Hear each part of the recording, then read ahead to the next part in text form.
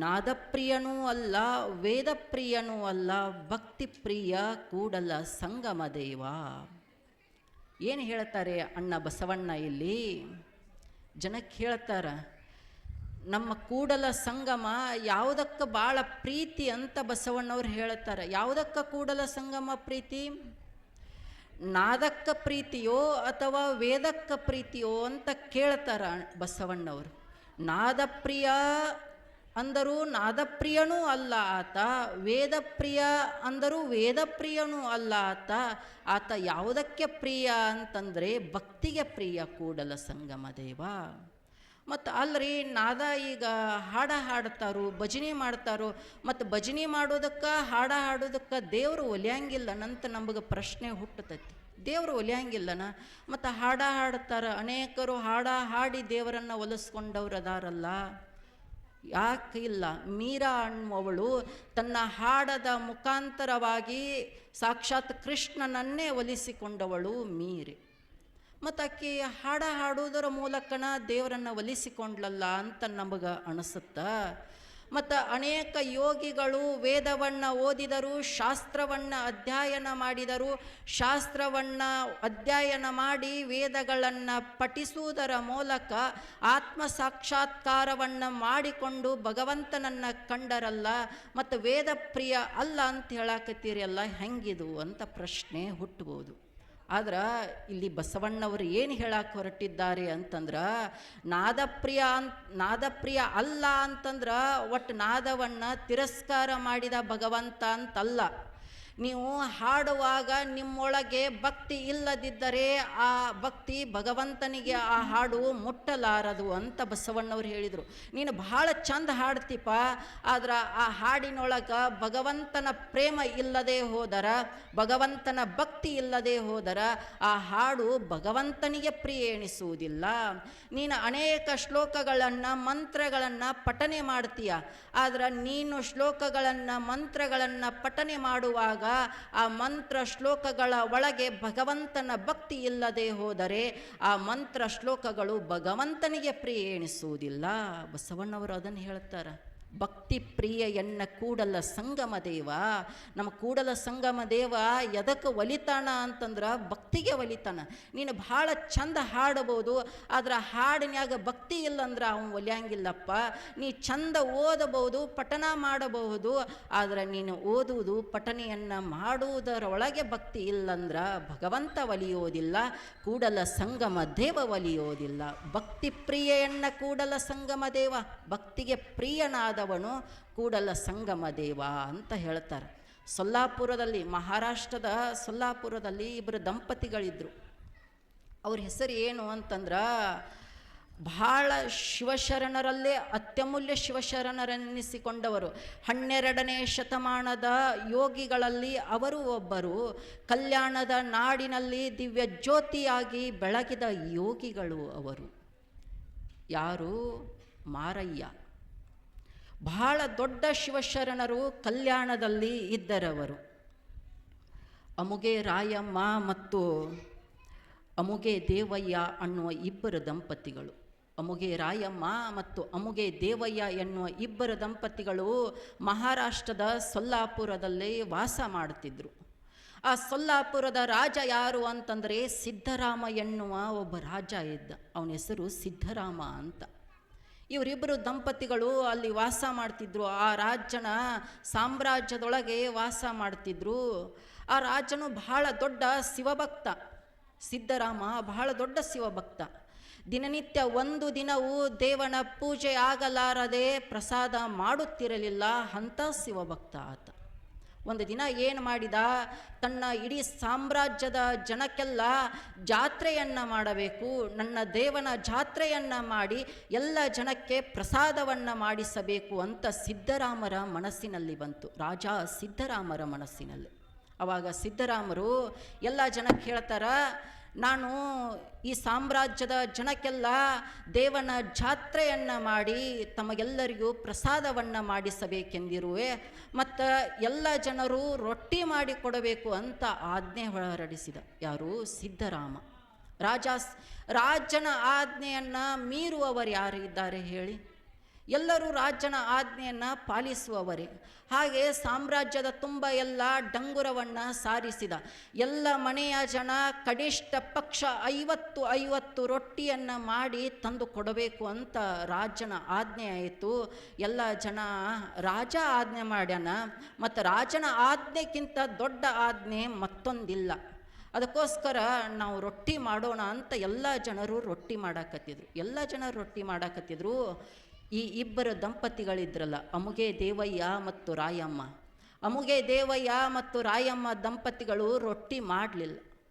ಆ ದೂತರು ಬಂದರು, ಪ್ರತಿ ಮನೆಗೂ ರೊಟ್ಟಿ ಒಯ್ಯಾಕ ಸಾಮ್ರಾಜ್ಯದ ಸೈನಿಕರು ಬಂದರು, ರಾಜನ ಸೈನಿಕರು ಬಂದರು.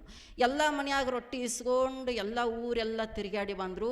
ಇವರು ಮನೆಗೆ ಬಂದರು. ಅಮುಗೆ ದೇವಯ್ಯ ಮತ್ತು ರಾಯಮ್ಮ ಎನ್ನುವ ದಂಪತಿಗಳ ಮನೆಗೆ ಆ ಸೈನಿಕರು ರೊಟ್ಟಿ ಕೇಳಕ್ಕೆ ಬಂದರು.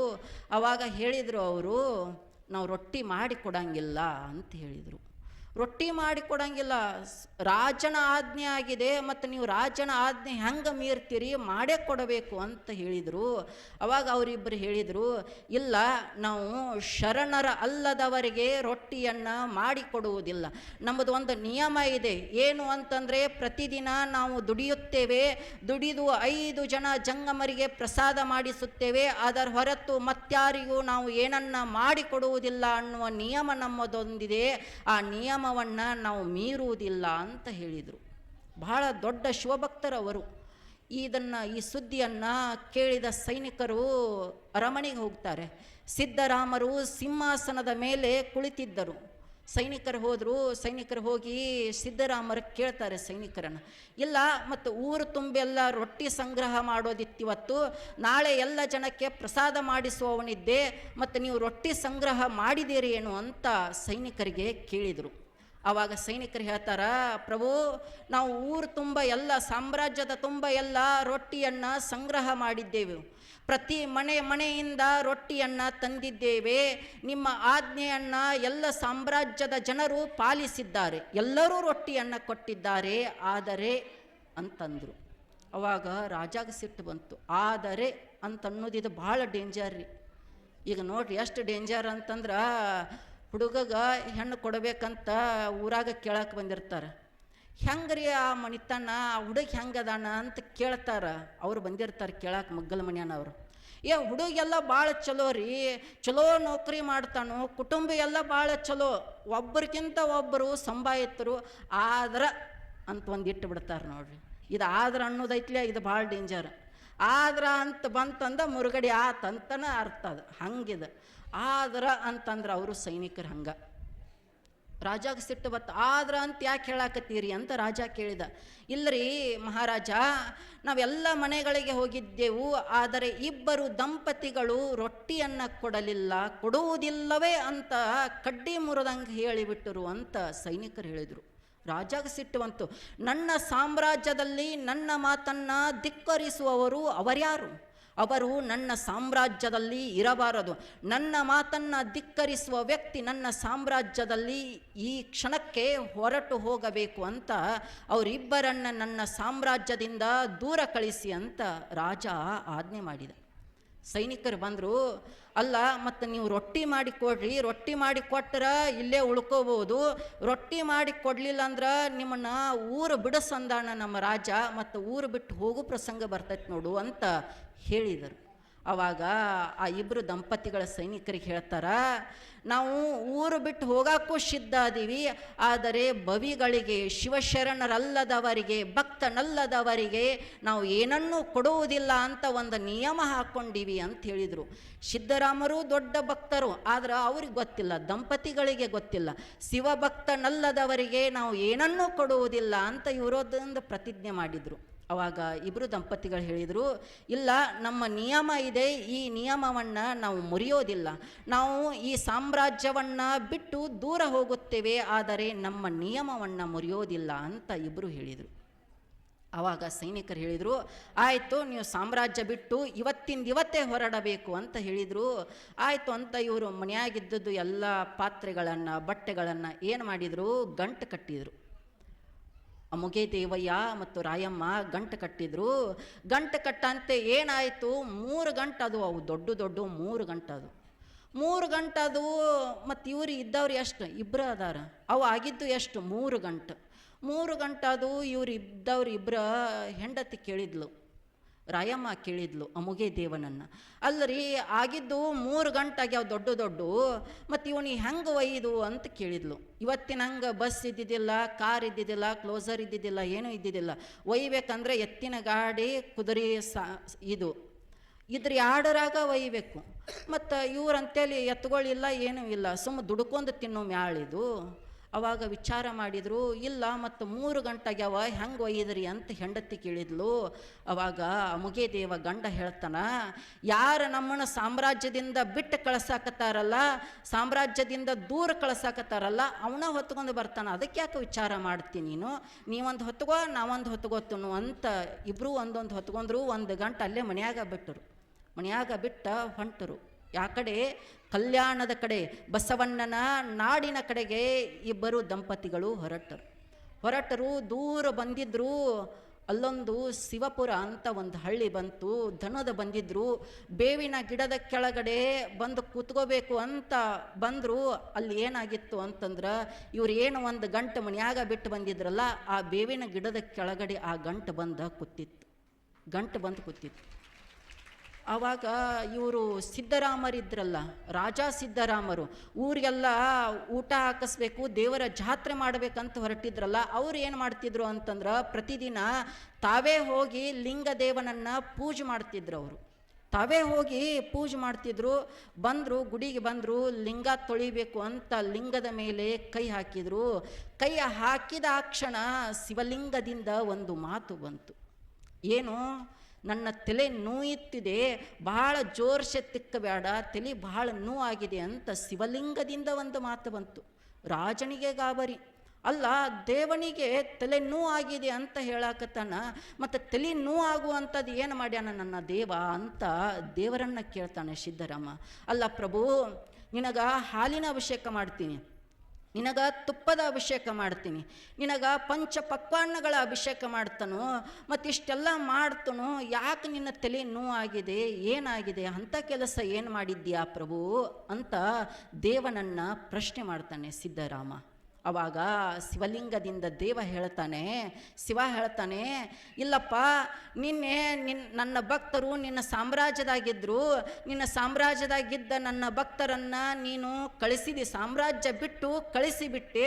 ಮತ್ತು ಕಳಿಸುವಾಗ ಏನಾಗಿತ್ತು ಅಂತಂದ್ರೆ, ಅವು 3 ಗಂಟೆ ಆಗಿದ್ದು ಅವ್ರು ಇಬ್ಬರೇ ಇದ್ದರು. 1 ಗಂಟೆ ಅವ್ರು ಹೊತ್ಕೊಂಡು ಹೋದರು. ಮತ್ತು ಭಕ್ತರು 1 ಗಂಟೆ ಬಿಟ್ಟು ಹೋಗ್ಯಾರ ಅಂತಂದ್ರೆ, ಭಕ್ತರ ಗಂಟೆ ಹೊರವ್ರು ಯಾರು ಬೇಕಲ್ಲ, ಅದಕ್ಕೆ ಭಕ್ತರ ಗಂಟೆ ನಾನಾ ಹೊತ್ಕೊಂಡು ಹೋಗಿ ಅವ್ರು ಇದ್ದಲ್ಲೇ ಇಟ್ಟು ಬನ್ನಿ, ಅದಕ್ಕೆ ನನ್ನ ತಲೆ ನೋಯಾಕತೈತಿ ಅಂತ ಸಾಕ್ಷಾತ್ ಶಿವ ಹೇಳ್ತಾನೆ. ಈ ಮಾತನ್ನು ಸಾಕ್ಷಾತ್ ಶಿವ ಹೇಳ್ತಾನೆ ಲಿಂಗದಿಂದ. ಆ ಕ್ಷಣಕ್ಕೆ ಸಿದ್ದರಾಮರಿಗೆ ಎಚ್ಚರ ಆಗತ್ತೆ, ನಾನು ಎಂಥ ಕೆಟ್ಟ ಕೆಲಸ ಮಾಡಿಬಿಟ್ಟೆ, ಶಿವಭಕ್ತರನ್ನು ನನ್ನ ಸಾಮ್ರಾಜ್ಯದಿಂದ ನಾನು ಕಳಿಸಿಬಿಟ್ಟೆ ಅಲ್ಲ ಅಂತ ಓಡೋಡ್ತಾ ಈ ಇಬ್ಬರು ದಂಪತಿಗಳು ಇರುವ ಕಡೆಗೆ ಆತ ಓಡೋಡ್ತಾ ಬರ್ತಾನೆ. ಓಡೋಡ್ತಾ ಬಂದ ತಕ್ಷಣ ಆ ಇಬ್ಬರು ದಂಪತಿಗಳಿಗೆ ಸಾಷ್ಟಾಂಗ ನಮಸ್ಕಾರವನ್ನು ಮಾಡ್ತಾನೆ. ನನ್ನದು ತಪ್ಪಾಗಿದೆ, ನೀವು ಶಿವನ ಭಕ್ತರು ಅಂತ ಗೊತ್ತಾಗಿಲ್ಲ, ಶಿವನೇ ನಿಮಗಾಗಿ ಕೆಲಸ ಮಾಡುವಷ್ಟು ಶ್ರೇಷ್ಠ ಭಕ್ತರು ಅಂತ ನನಗೆ ಗೊತ್ತಾಗಿಲ್ಲ, ಮತ್ತೆ ನಮ್ಮ ಸಾಮ್ರಾಜ್ಯಕ್ಕೆ ನೀವು ಬನ್ನಿ ಅಂತ ಇಬ್ಬರು ದಂಪತಿಗಳನ್ನು ಕೇಳ್ತಾನೆ. ಆವಾಗ ಇಬ್ಬರು ದಂಪತಿಗಳು ಹೇಳ್ತಾರೆ, ಇಲ್ಲಪ್ಪ, ನೀನೇನು ತಪ್ಪು ಮಾಡಿಲ್ಲ, ನೀನು ಒಂದು ದಿನ ಇಲ್ಲಿಗೆ ಬರಬೇಕಾಗಿದೆ, ಇವತ್ತು ಹೋಗು, ನಮಗೇನು ನೀನು ಮಾಡಿದ್ದು ತಪ್ಪಂತ ಅನಿಸಿಲ್ಲ, ನೀನು ಮುಂದೊಂದು ದಿನ ಬಸವಣ್ಣನ ನಾಡಿಗೆ, ಬಸವ ಕಲ್ಯಾಣಕ್ಕೆ ಬಂದೇ ಬರುತ್ತೀ, ನಾವು ಇಲ್ಲೇ ಇರ್ತೀವಿ ಅಂತ ಆ ಇಬ್ಬರು ದಂಪತಿಗಳು ಅಲ್ಲೇ ಇದ್ದರು. ಮತ್ತು ಮುಂದೊಂದು ದಿನ ಸಿದ್ದರಾಮರು ಕಲ್ಯಾಣಕ್ಕೆ ಬರ್ತಾರೆ. ನಾವು ಆ ಕಥೆಯನ್ನು ಕೇಳ್ತೀವಿ. ಈ ಕಥೆಯ ಅರ್ಥ ಏನು, ಈ ಕಥೆಯಿಂದ ತಿಳಿಯೋದು ನಮಗೇನು ಅಂತಂದರೆ, ನೋಡಿ, ನಾವು ಎಷ್ಟೇ ಕಷ್ಟದಲ್ಲಿರಲಿ, ನಾವು ಎಷ್ಟೇ ದುಃಖಿತರಾಗಲಿ, ಇದೊಂದು ಪವಾಡ ಅಂತ ತಿಳಿದುಕೊಳ್ಳೋದಲ್ಲ. ನಮಗೆ ಅನೇಕ ಕಷ್ಟಗಳು ಇರುತ್ತವೆ, ಅನೇಕ ತೊಂದರೆಗಳು ಇರುತ್ತವೆ, ಅನೇಕ ನಲಿವುಗಳು ಇರುತ್ತವೆ. ಯಾವಾಗ ನಮ್ಮೆಲ್ಲ ನಲಿವುಗಳನ್ನು ಭಗವಂತನ ಮೇಲೆ ಹೊರಿಸಿ, ಭಗವಂತ, ನಾನು ನಿನ್ನ ಧ್ಯಾನದಲ್ಲಿ ಮೈಮರೆತು ಬಿಡುವೆ, ನನ್ನ ಕಷ್ಟಗಳನ್ನು ನೀನೇ ಹೊತ್ತು ಬಿಡು ಅಂತ ಭಗವಂತನ ಚಿಂತನೆಯಲ್ಲಿ ನಾವು ಮೈಮರೆತು ಬಿಡುತ್ತೇವೆಯೋ, ಅದೇ ಕ್ಷಣಕ್ಕೆ ನಮ್ಮೆಲ್ಲ ಕಷ್ಟಗಳನ್ನು ಸಾಕ್ಷಾತ್ ಭಗವಂತನೇ ಹೊತ್ತುಕೊಳ್ಳುತ್ತಾನೆ. ನಾವು ಎಲ್ಲಿಯವರೆಗೂ ನಾವು ಎಲ್ಲಿವರೆಗೂ ನಮ್ಮ ಕಷ್ಟ ಒಳಗಿಟ್ಟುಕೊಂಡು ಕೊಂಡಿರ್ತೀವಿ, ಭಗವಂತನನ್ನು ಒಳಗೆ ತುಂಬುಕೋಂಗಿಲ್ಲ, ಅಲ್ಲಿವರೆಗೂ ಭಗವಂತ ಬರೋದಿಲ್ಲ. ಶಿವಶರಣರಿಗೆ ಕಷ್ಟಗಳು ಇರಲಿಲ್ಲೇನು ಹೇಳಿ? ಎಲ್ಲ ಶಿವಶರಣರ ಬದುಕು ಕಷ್ಟದಲ್ಲೇ ಇದ್ದದ್ದು. ನಾವು ಹೇಮರೆಡ್ಡಿ ಮಲ್ಲಮ್ಮನ ಚರಿತ್ರೆ ಕೇಳ್ತೀವಿ, ಕತೆಗಳನ್ನು ಓದ್ತೀವಿ. ಎಂಥ ಶಿವಭಕ್ತಳು ಅವಳು ನೋಡು. ಒಂದು ಬಾರಿ ಹೊಲಕ್ಕೆ ಹೊರಟಿದ್ಲು. ಅತ್ತೆ ಮಾವ ಹೊಲದಲ್ಲಿ ಬಿತ್ತಿ ಬಾ ಅಂತ ಜೋಳವನ್ನು ತುಂಬಿ ಬುಟ್ಟಿಯಲ್ಲಿ ಕೊಟ್ಟಿದ್ದರು. ಹೊಲಕ್ಕೆ ಹೋಗುವಾಗ ಅಲ್ಲೊಬ್ಬ ವಯೋವೃದ್ಧ ಕಾಣಿಸ್ತಾನೆ. ವಯೋವೃದ್ಧ ಕಂಡ ತಕ್ಷಣ ಅವನು ಕೇಳ್ತಾನ, ಅಮ್ಮ 5-6 ದಿನ ಆಯಿತು ನಾನೇನೂ ತಿಂದಿಲ್ಲ, ಮತ್ತು ಹೊಟ್ಟೆ ಹಸಿದಿದೆ ಅಮ್ಮ, ಏನಾದರೂ ಒಂದಿಷ್ಟು ಕೊಡು ಅಂತ ಕೇಳ್ತಾನೆ.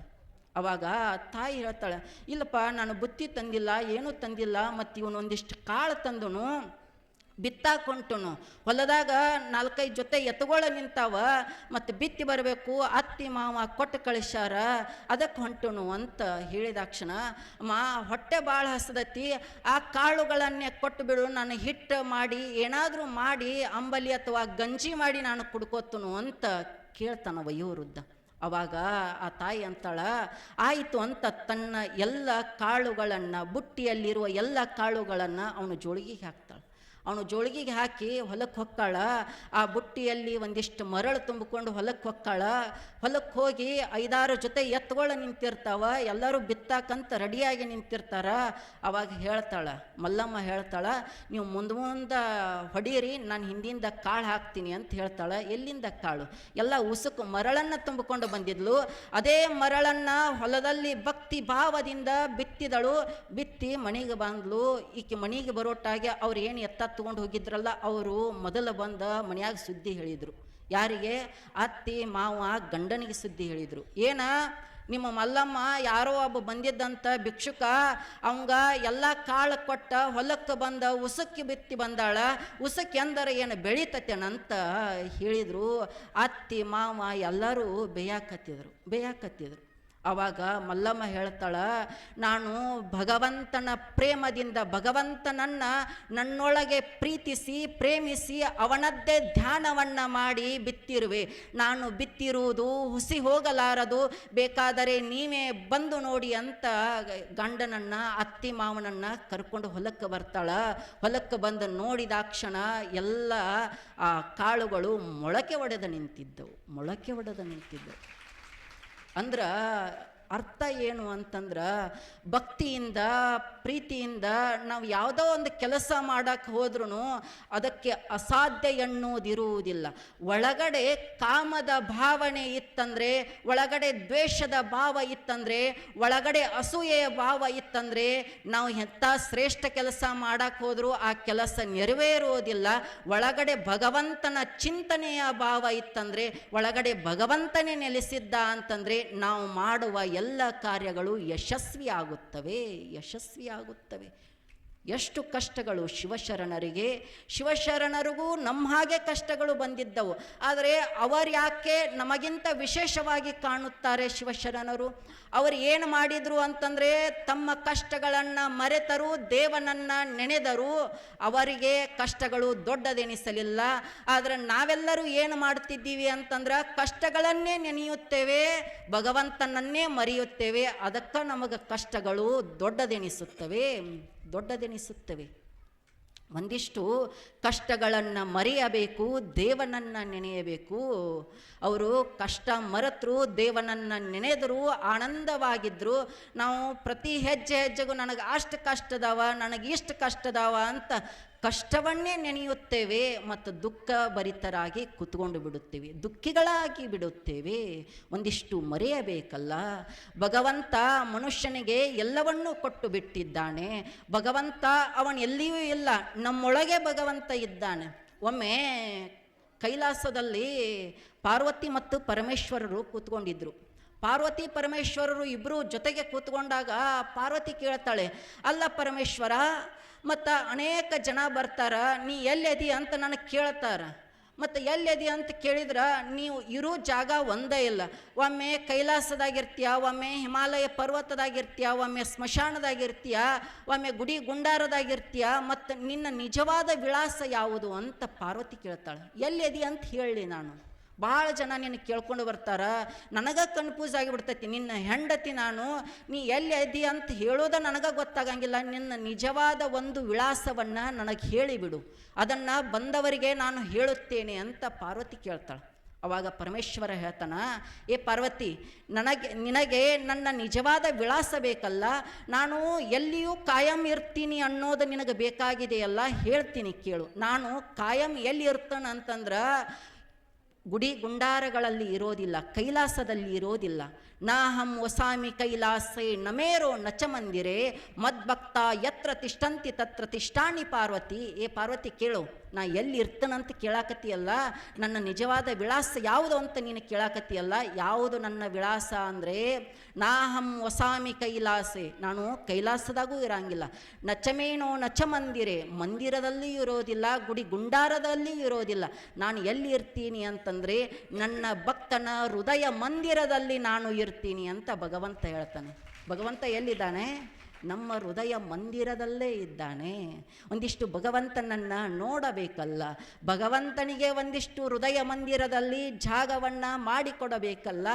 ಈಗ ನಿಮ್ಮ ಮನ್ಯಾಗ ಒಂದು ಕೊಡ ಐತಿ, ಆ ಕೊಡದ ತುಂಬ ನೀರು ತುಂಬಿರಿ ಅಂತ ತಿಳ್ಕೊರಿ.